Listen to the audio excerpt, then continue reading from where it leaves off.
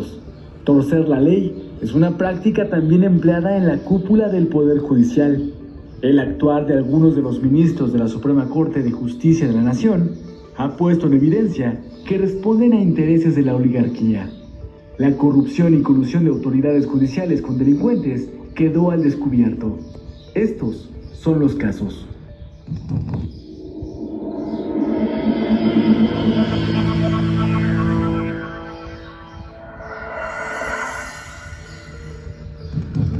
La ministra presidenta de la Suprema Corte, Norma Lucía Piña Hernández, se encuentra en la lista de jueces que favorecen a presuntos delincuentes.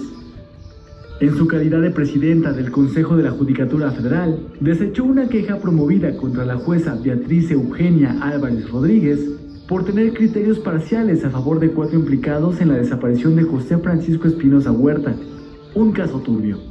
En 2018, tras un robo cometido en la casa del entonces gobernador panista de Aguascalientes, Martín Orozco Sandoval, José Francisco fue interceptado por policías ministeriales del estado y hasta el momento se desconoce su paradero.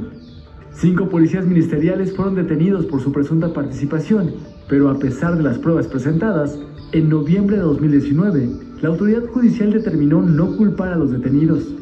Se denunció el actuar omiso de la autoridad en este caso, y la ministra Piña decidió no hacer nada. No es el único caso en el que el actuar de la ministra Norma Piña llama la atención. Una pista de las redes de corrupción de Genaro García Luna llegó hasta el Consejo de la Judicatura. La ministra presidenta contrató en fechas recientes a 3 excolaboradores del exsecretario de Seguridad de Felipe Calderón, hoy preso en Estados Unidos. Trabajó con García Luna, no es moral. La primera de ellas es Sonia Vargas Terrero, quien en su momento firmó contratos relacionados con empresas que se encuentran en investigación por parte de la Unidad de Inteligencia Financiera y la Fiscalía General de la República.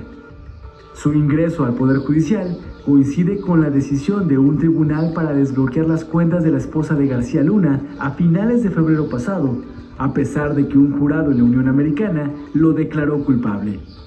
Resulta que la presidenta de la Corte contrató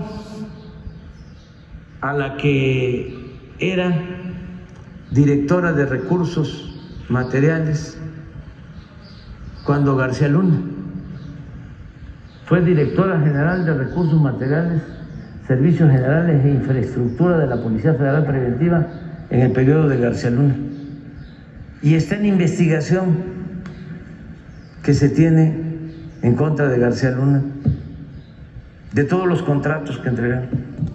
En febrero de 2023, la ministra presidenta del máximo tribunal contrató a María Fernanda Casanueva de Diego, una exfuncionaria de Genaro García Luna, como secretaria ejecutiva de administración para manejar el presupuesto de 70,000 millones de pesos del Consejo de la Judicatura Federal.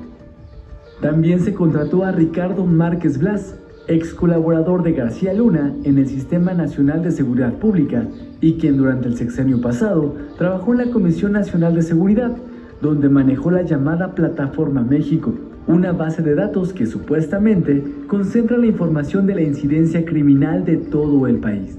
Pero Piña Hernández no es la única integrante de la cúpula del Poder Judicial señalada por su actuar.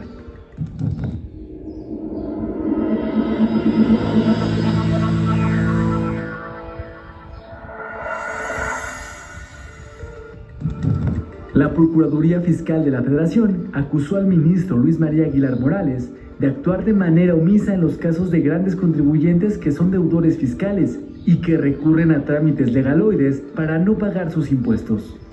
Llama la atención el caso de una empresa de gran tamaño con presencia nacional que desde hace años adeuda impuestos por más de 25,000 millones de pesos y que solicitó a la Suprema Corte atraer el caso para que se quedara en manos del ministro Luis María Aguilar.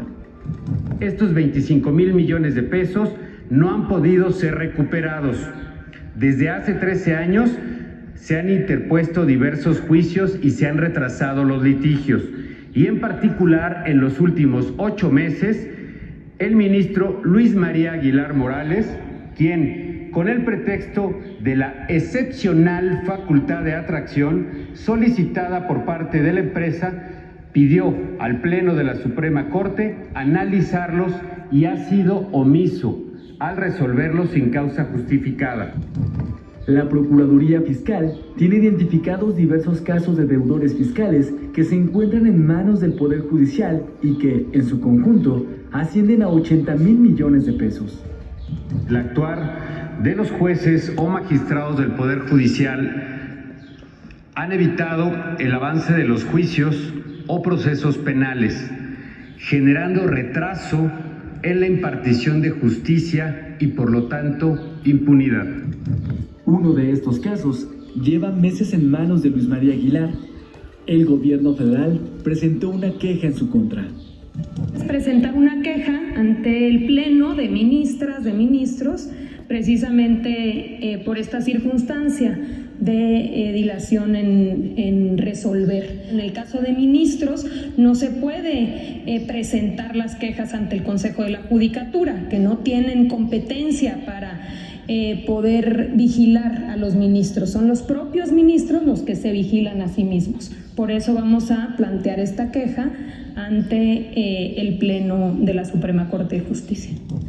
Ante los casos de opacidad y recientes absoluciones de personas ligadas a la delincuencia organizada que se presta a la malinterpretación, el presidente López Obrador ha llamado a que los ingresos y el patrimonio de los ministros y demás funcionarios del Poder Judicial se hagan públicos.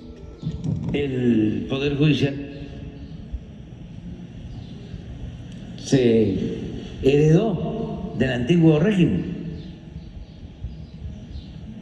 y está prácticamente intacto. Es el Poder Judicial de siempre.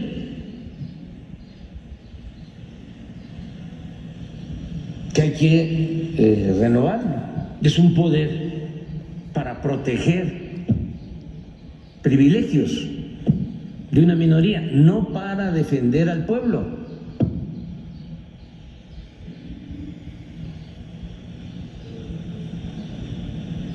Y para defender a delincuentes. Forman parte de un grupo de intereses creados.